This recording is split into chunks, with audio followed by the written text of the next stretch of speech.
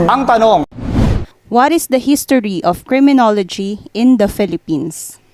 Kung bago ka sa channel na ito, huwag kalimutang pindutin ang like, subscribe button, at notification bell para otomatiko kang maa-update sa mga latest videos na tiyak na makakatulong sa iyo. Para ipaliwanag ang kasagutan sa ating tanong, naririto na po ang ating abang lingkod, ang ating Justice Buddy, Attorney Jeffrey Bahita. isang mapagpalang araw sa ating lahat. Nakarating ang criminology sa Pilipinas. So pag-aralan natin ang history o kasaysayan ng criminology sa Pilipinas. Basa? In 1954, Plaridel Educational Institution, now known as the Philippine College of Criminology or PCCr. So nagsimula pala ang pag-o-offer ng criminology sa Pilipinas noong 1954. Pare-parehas tayong hindi pa buhay. Baka nga pati yung nanay at tatay natin hindi pa buhay niyang 1954. Ang unang paaralan na nag-offer ng criminology sa Pilipinas ay Plaridel Educational Institution, na ngayon ang tawag ay Philippine College of Criminology or PCCr. Ang PCCr or Plaridel Educational Institution was founded by, history tayo mga kapatid. Baka itanong sa board exam, at least alam nyo ang sagot. Pakibasa nga. Founded by Manila Major Police Eliseo Vibar, Dr. Pedro Solis of the National Bureau of Investigation, Supreme Court Associate Justice Felix Angelo Bautista. Tatlo ang founders ng Plaridel Educational Institution. Si Vibar, si Solis, at si Bautista. So it was in 1954. Pero naging PCCR yan mga 1970s. Dati, Plaridel Educational Institution. Nung panahon na yan ang kauna-unahang eskwelahan. Hanggang nasundan na yan ng MLQU, yung University of Manila, University of Visayas, University of Iloilo, mga matatagal na school na yan ng criminology. University of Baguio, sa Cordilleras, yan. Hanggang sa ngayon, dumami ng dumami. Sa ngayon nga, halos 600 na ang criminology schools sa buong Pilipinas. Ang Pilipinas ang may pinakamaraming pamantasan na nag-o-offer ng BS Criminology sa buong Asya. Dahil nga, maraming gustong maging pulis, maging alagad ng batas. Kaya naging popular ang criminology bilang kurso sa kolehiyo. Ngayon, on July 1, 1972, anong nangyari? On July 1, 1972, Republic Act No. 6506 or an act creating the Board of Examiners for Criminologists in the Philippines and for other purposes was enacted. 1972, tingnan nyo class himayin natin ang kasaysayan. Kailan nagkaroon ng pag-aaral ng criminology sa Pilipinas? 1954.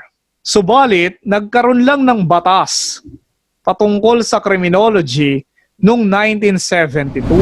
Yan yung Republic Act number 6506, an act creating the Board of Examiners for Criminologists. Diyan nagkaroon ng board exam ang criminology. Dahil nung unang panahon, wala namang board exam ang criminology. Anong natatandaan yung pangyayari sa kasaysayan ng Pilipinas noong 1972? Particularly noong September 21. Doon diniklara ni Pangulong Ferdinand Marcos ang martial law. Kaya sa madaling sabi, hindi na ipatupad ang RA 6506 noong 1972. Dahil nga nagkaroon ng martial law, walang board exam ng criminology nung mga panahon na yon. Dahil ang unang board exam ng criminology ay nangyari in 1988. Diyan nagkaroon ngayon ng board exam. Kung titignan mo, ang batas 1972. Pero nagkaroon ng board exam 1988 or humigit kumulang 16 na taon bago na ipatupad ang batas na RA 6506. Yan ang pinagkaiba natin, yung kurso natin. Yan ang pinagkaiba ng kurso na BS Criminology sa ibang kurso. Dahil ang kurso natin ay may board exam. Tayo, under yung course natin ng PRC or Professional Regulation Commission. Dahil ang kurso natin ay regulated profession. Paano nare-regulate? Sa pamamagitan ng pagbibigay ng pagsusulit.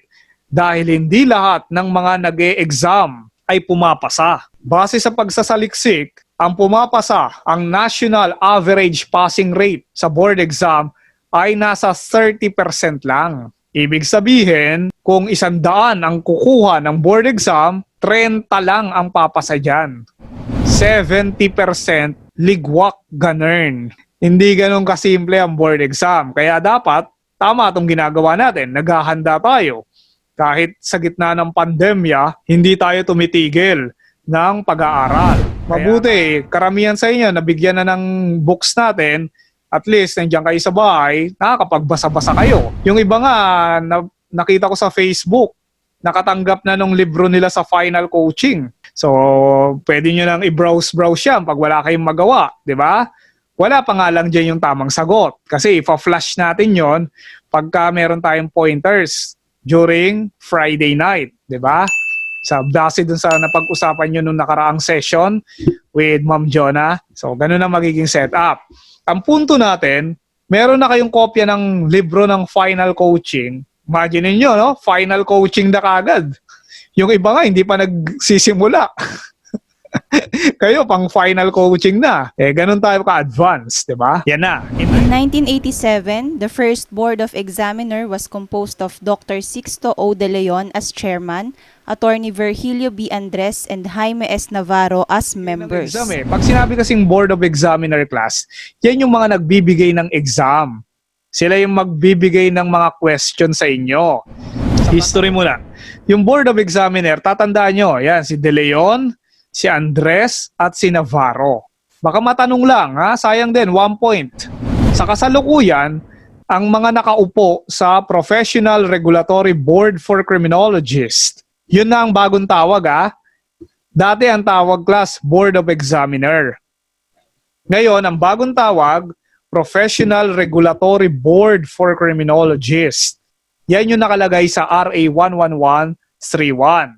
Ang mga kasalukuyang kasapi ng Professional Regulatory Board for Criminologists ay sina Attorney Ramil Gabao as chairman, Dr. George Fernandez, and Dr. Ruben Santa Teresa as members. Dito, noong 1987, kasi nagkaroon na ng Board of Examiner, sineset na nila ng maayos. Bibigyan na natin ng board exam. Tapos na ang martial niya, no? Diba, naging presidente si Tita Cory, si Corazon Aquino, naging presidente siya 1986. So tapos na ang rehimeng Marcos. Wala nang martial law. Noong 1987, na-create na yung Board of Examiner. Tapos sa taon ding yan, nagkaroon na ng Syllabi of Subjects in the CLE. Yung Syllabi, yan yung mga syllabus. Kung ano ba yung mga dapat ituro at dapat lumabas sa board exam. So, dyan na nila sinimulan yan. Nagkaroon na rin ng Table of Specifications, lalo na sa panahon ngayon. Di ba kung natatandaan nyo, tinalakay natin yan sa isa sa mga webinars natin, yung Table of Specifications para sa mga bagong kapatid. Ito yung mga listahan ng mga paksa kung saan kukuha ng mga tanong yung PRB for Criminologists. Dahil nga, ang pagkakaalam natin, hindi lahat ng mga bagay na inaral natin sa pamantasan ay tinatanong sa board exam. May mga bagay na nakafocus lang yung criminology board exam, nakafocus lang dun sa mga selected topics na inaral natin sa ating mga pamantasan. Malalaman natin yan sa Table of Specifications. At ang pinaka-updated or latest noong 2018 ay ang RA number 11131. Yang RA 11131, bagong-bago yan. In fact, nagkaroon tayo ng 2 webinars pagdating dyan sa RA 11131 dahil gusto kong maging updated kayong lahat pagdating sa ating bagong batas. Nabitin ka ba sa ating talakayan? Panoorin mo ang iba pang videos ng ating Justice Body. Dahil ang sabi sa Kawikaan 13:20, ang nakikisama sa may unawa ay magiging matalino, ngunit ang kasama ng mangmang ay masusuong sa gulo.